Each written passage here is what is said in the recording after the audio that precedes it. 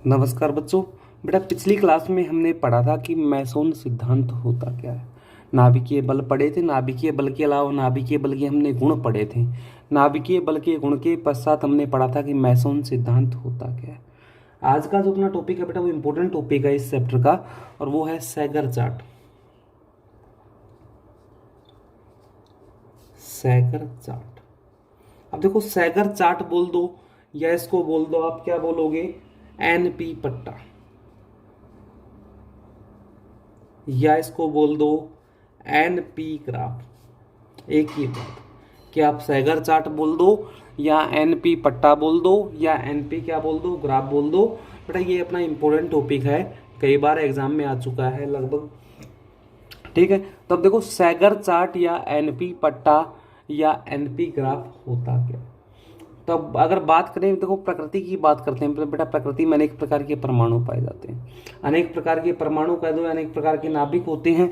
ठीक है, सभी तत्वों की बात है, इनको हम मुख्य रूप से क्या बोलते हैं, तत्व बोलते हैं। कि प्रकृति में अनेक प्रकार के तत्व पाए जाते हैं। इन अनेक प्रकार के तत्वों की जब हम बात करते हैं तो इस अनेक प्रकार के तत्वों के लिए एक तो अपने पास न्यूट्रॉन की संख्या, किसकी बात करते हैं, न्यूट्रॉन की संख्या, और दूसरी बात करते हैं प्रोटॉन की संख्या। ठीक, तो न्यूट्रॉन की संख्या और प्रोटॉन की संख्या दोनों के बीच जो ग्राफ खींचा जाता है, इनके बीच में जो ग्राफ खींचा जाएगा वो ग्राफ किसको दर्शाता है, वो सैगर चार्ट या एनपी ग्राफ कहलाता है। किन किन के बीच में, न्यूट्रॉन की संख्या और प्रोटॉन की संख्या। किस कोई भी तत्व है अपने पास, उस तत्व के लिए हम क्या करते हैं, न्यूट्रॉन की संख्या, और उसी तत्व के लिए क्या करते हैं, प्रोटॉन की संख्या के मध्य ग्राफ खींचते हैं, और उस ग्राफ को क्या कहते हैं, सैगर चार्ट या एनपी ग्राफ कहते हैं। बेटा देखो, सैगर चार्ट जो बनता है वो किस किस के बीच में बनता है, तो वो न्यूट्रॉन और प्रोटॉनों की संख्या के बीच में बनता है। तो हम यहाँ पर ग्राफ बनाते हैं कि सैगर चार्ट ग्राफ होता क्या है। मैं आपको बना भी दूंगा जाऊंगा और समझाता जाऊंगा। तो बेटा देखो, ये अपने पास एक ग्राफ है, जो बॉक्स बना दिया हमने। इस बॉक्स के अंदर ग्राफ बनेगा बेटा इसका। तो बॉक्स के अंदर जो ग्राफ बनेगा वो होगा कैसे, देखो ये ग्राफ सबसे पहले बनता ये हो गया, माना अपना मूल बिंदु हो गया। ग्राफ बनता किस किस के बीच में है, तो प्रोटॉनों की संख्या और न्यूट्रॉनों की संख्या। माना इस तरफ अपने पास है न्यूट्रॉनों की संख्या, न्यूट्रॉनों की संख्या, और न्यूट्रॉनों की संख्या को किससे दर्शाते हो, एन से दर्शाते हो, जो ऊपर की तरफ बढ़ रही है। इस तरफ आ गए अपने पास कौन सी संख्या आ गई, प्रोटॉनों की संख्या, जिसको Z से दर्शा दो या किससे दर्शाते हो, P से। हो गया बेटा। देखो होता क्या है, इस ग्राफ को समझाने के लिए अपने पास सबसे पहले होता है क्या, देखो ग्राफ के अनुसार होता क्या है कि नाभिक का जो स्थायित्व होता है वो गुच्छित होता है। कैसा होता है, एक जगह पर स्थिर होता है, एक जगह पर ही होता है। सारा का सारा स्थायित्व किसी एक रेखा पर होता है या गुच्छित होने की प्रवृत्ति रखता है, क्योंकि केवल एक जगह पर होता है। और इस क्षेत्र से जो रेखा गुजरती है बेटा वो स्थायित्व रेखा कहलाती है। कौन सी कहलाती है, स्थायित्व रेखा कहलाती है। यानी नाभिक का जो स्थायित्व है, स्थायित्व का मतलब आपको पता है कि जिसकी प्रति न्यूक्लियन बंधन ऊर्जा होगी अधिक होगी वो नाभिक अधिक स्थायी होता है, और जिसकी प्रति न्यूक्लियन बंधन ऊर्जा कम होती है वो नाभिक कैसा होता है, कम स्थायी होता है। ठीक है, तो यहाँ पर बेटा देखो कि नाभिक का जो स्थायित्व होता है गुच्छित रखने की प्रवृत्ति रखता है। गुच्छित का मतलब देखो कैसे गुच्छित होगा वो, तो इस प्रकार से, मतलब ये एक रेखा हो गई, इस रेखा के ऊपर ये देखो आपका कैसा हो गया, गुच्छित हो गया, हो गया। या इसके बाजू में इस प्रकार से ऐसे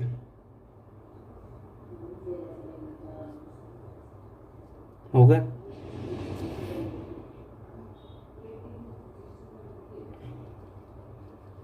ये जो रेखा है बेटा ओ ए रेखा, ये स्थायित्व रेखा कहलाती है। इसके आसपास जो भी नाभिक होगा, जो भी तत्व होगा वो कैसा होगा, स्थायी तत्व होगा। ठीक है, अब आगे बात करते हैं। देखो आगे इसके बाद होता क्या है कि अगर मान लो इसके आसपास कोई तत्व नहीं है, कि अगर ऐसा कोई तत्व जो इसके आसपास नहीं है तो वो कैसा होगा, अस्थायी तत्व होगा। और अस्थायी जो तत्व है वो किसमें परिवर्तित होगा बेटा, स्थायी तत्व में परिवर्तित होगा। और अस्थायी तत्व को स्थायी तत्व में कैसे परिवर्तित किया जाता है, तो बेटा इस ग्राफ में इसके अलावा तीन चीजें होती है। ये एक होती है ऊर्ध्वाधर रेखा, जिसको हम ए से प्रदर्शित करते हैं। कौन सी रेखा, ये ऊर्ध्वाधर रेखा है, एक होती है इसके अलावा अपने पास क्षैतिज रेखा होती है। क्षैतिज रेखा ये हो गई, और इसको किससे प्रदर्शित करते हैं, बी से। ठीक है, तो यहाँ पर देखो क्षैतिज रेखा पर इस प्रकार से परमाणु होंगे और इस पर भी इस प्रकार से परमाणु होंगे आपके, ऐसा तो होंगे, हो गया। और एक रेखा बेटा जो अपने पास होती है वो तीसरी रेखा यहाँ पर होती है, एक रेखा। इन रेखा का बताएंगे, देखो जब ग्राफ के बारे में पढ़ेंगे पूरा तो इन रेखाओं के बारे में भी बताया जाएगा। ये हो गई बिंदु सी, ये कौन सा हो गया, एक रेखा आ गई सी रेखा।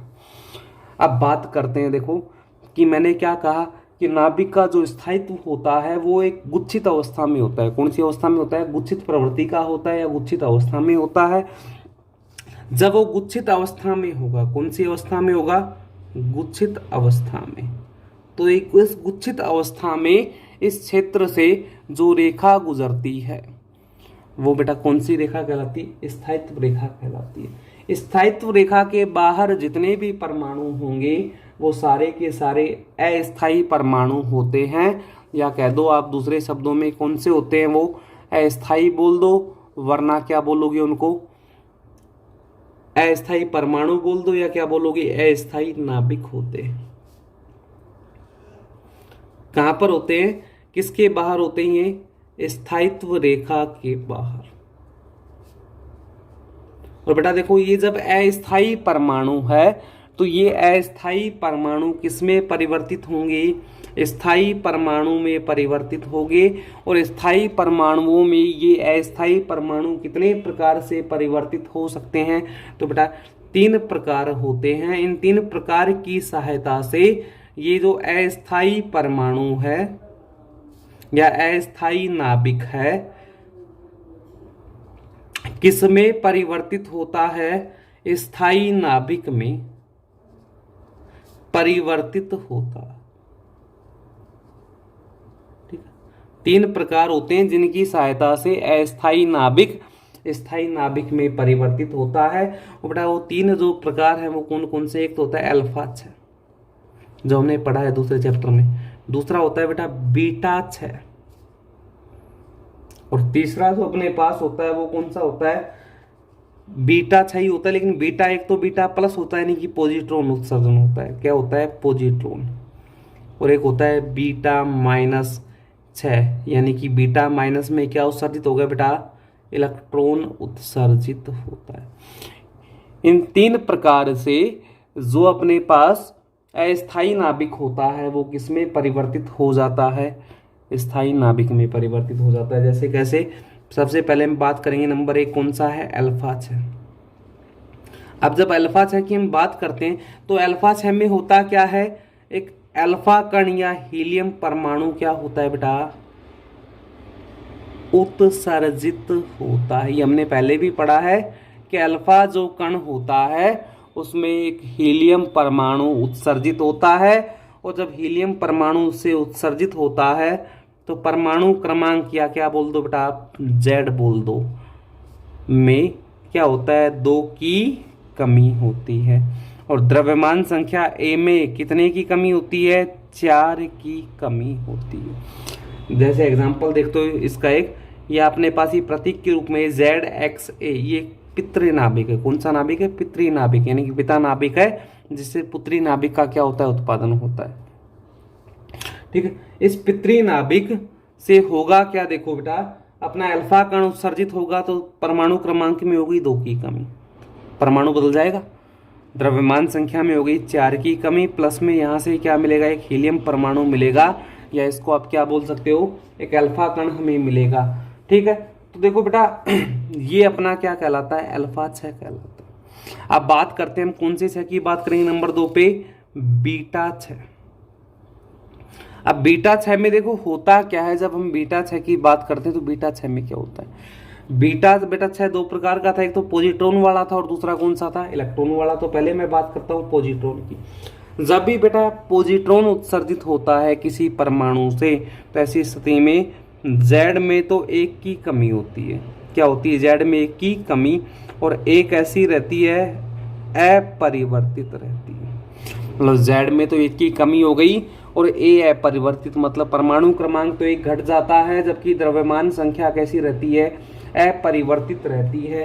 तो इसके लिए एग्जांपल देखो क्या आएगा अपने पास, ये आ गया जेड एक्स ए, हो गया जेड एक्स ए, बीटा प्लस उत्सर्जन होगा यानी कि जेड माइनस वन वाई ए, प्लस में क्या होगा प्लस वन बीटा जीरो, हो गया। और जब भी बेटा पॉजिट्रॉन उत्सर्जित होता है एक अन्य कण यहाँ पर उत्सर्जित होता है और जो कौन सा होता है, न्यूट्रिनो होता है। अब बात करते हैं नंबर 3 कि जब इलेक्ट्रॉन यहाँ से उत्सर्जित होगा या बीटा माइनस क्या होगा, अच्छा है, तो बेटा ऐसी स्थिति में जो परमाणु क्रमांक है Z में एक की क्या होती है, वृद्धि होती है और एक ऐसा रहता है अपरिवर्तित रहता है। मतलब परमाणु क्रमांक में तो एक की कमी हो जाती है और जो Z होता है मतलब जो A होता है यानी कि द्रव्यमान संख्या जो होती है वो कैसी रहती है, अपरिवर्तित रहती है। देखो इसका अगर हम एग्जांपल देखते हैं तो क्या आएगा अपने पास, ये आया Z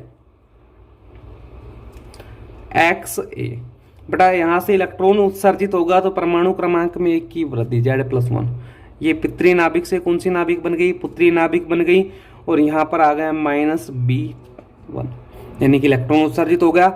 प्लस में क्या आएगा, एक अन्य कण यहाँ पर उत्सर्जित होता है जो कौन सा होता है, एंटी न्यूट्रिनो कण यहाँ पर अपना उत्सर्जित होता है, तो ये अपना होता है इलेक्ट्रॉन है। इन 3 आधार पर मतलब अल्फा है, दूसरा कौन सा है बीटा प्लस है यानी कि पॉजिट्रॉन का उत्सर्जन, तीसरा अपने पास कौन सा है बेटा बीटा माइनस यानी कि इलेक्ट्रॉन का उत्सर्जन।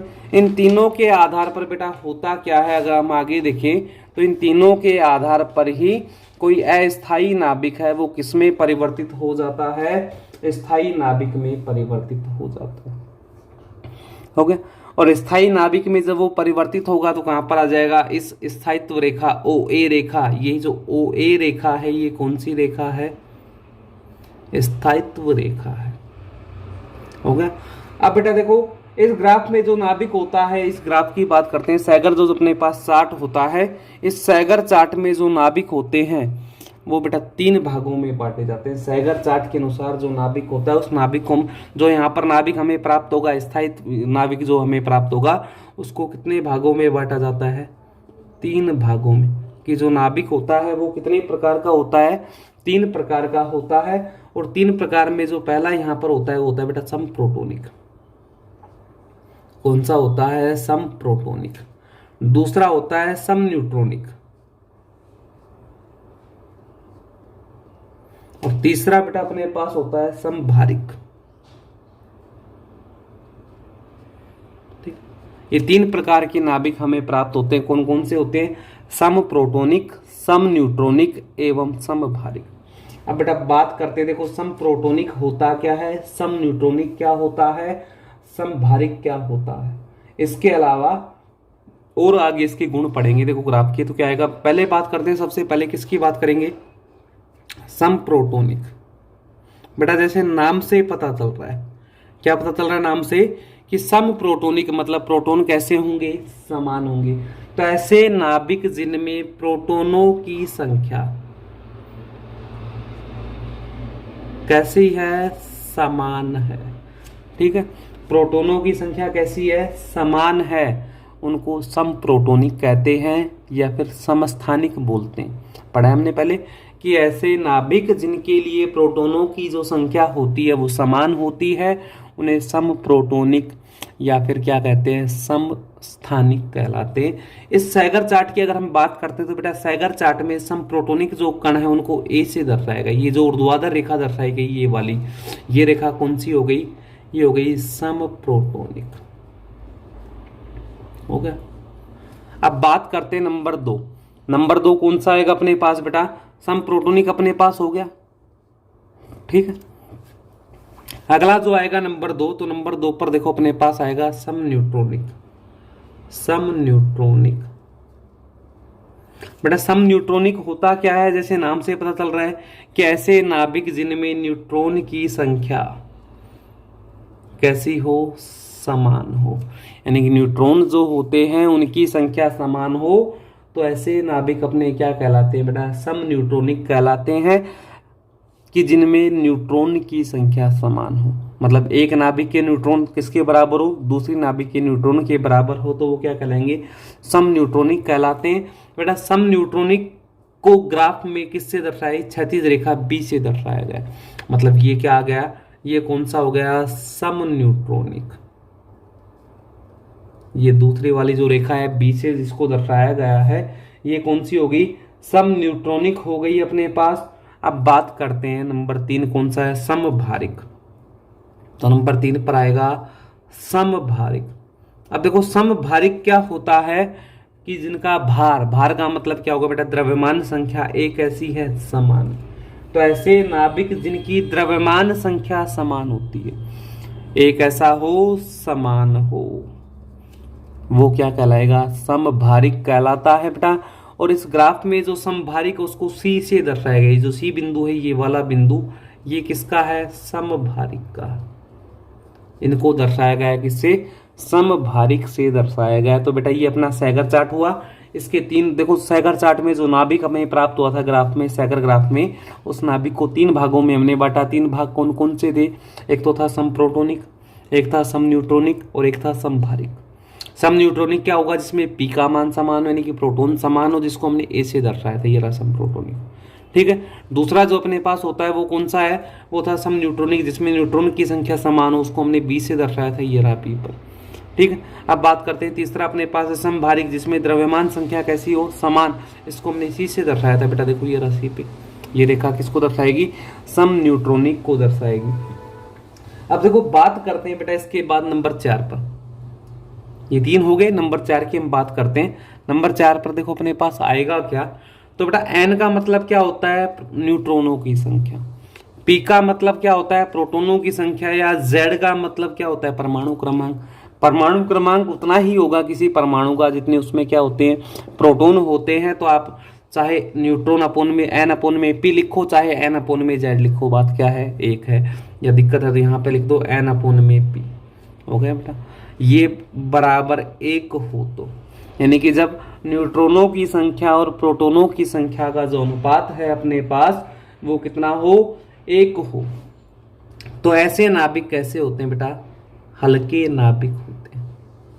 कैसे होंगे ये वाले नाभिक, हल्के नाभिक होते हैं। अगर n अपोन में z इसका मान 1 से बड़ा है, मतलब न्यूट्रॉन की संख्या किससे ज्यादा है, प्रोटॉन की संख्या से ज्यादा है, तो बेटा ऐसे जो नाभिक होते हैं वो कैसे नाभिक होते हैं, वो भारी नाभिक होते हैं।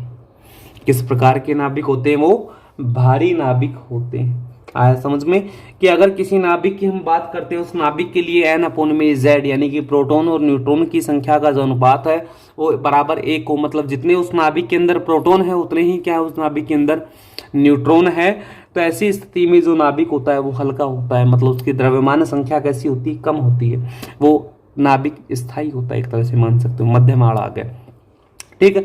अगर हम बात करते हैं n अपोन में z यानी कि प्रोटोनों की संख्या या ना न्यूट्रॉनों की संख्या और प्रोटोनों की संख्या का जो अनुपात है वो 1 से बड़ा है। इसका मतलब क्या हुआ बेटा, कि ऐसा नाभिक जिसमें न्यूट्रॉन की संख्या प्रोटॉन की संख्या से कैसी है, ज्यादा है। और ऐसे नाभिक जिनमें प्रोटॉन की संख्या न्यूट्रॉन की संख्या से अधिक होती है वो कौन से कहलाते हैं, मतलब वो उनका अनुपात जो आएगा वो 1 से कैसा आएगा, बड़ा आएगा। और जब अनुपात 1 से बड़ा है इसका मतलब उनकी द्रव्यमान संख्या अधिक होती है, और जिनकी द्रव्यमान संख्या अधिक होती है वो कौन से कहलाते हैं बेटा, भारी नाभिक कहलाते हैं। हो गए 4। अब बात करते हैं नंबर 5। तो नंबर 5 का देखो, हमने इस नंबर 5 का जो प्रकार है वैसा हमने पहले भी पढ़ा है। तो नंबर 5 की हम बात करते हैं, नंबर 5 में क्या आएगा देखो। ठीक है। जो नाभिक होता है बेटा, नाभिक के अंदर 2 चीजें होती हैं, एक तो होता है न्यूट्रॉन और एक होता है प्रोटॉन, यानी कि n और दूसरा हो गया p। तो हम बात करेंगे n प्लस p। ठीक है। अगर किसी नाभिक में बात करते हैं बेटा, किसी नाभिक के अंदर न्यूट्रॉन और प्रोटॉन कैसे हैं, दोनों के दोनों सम।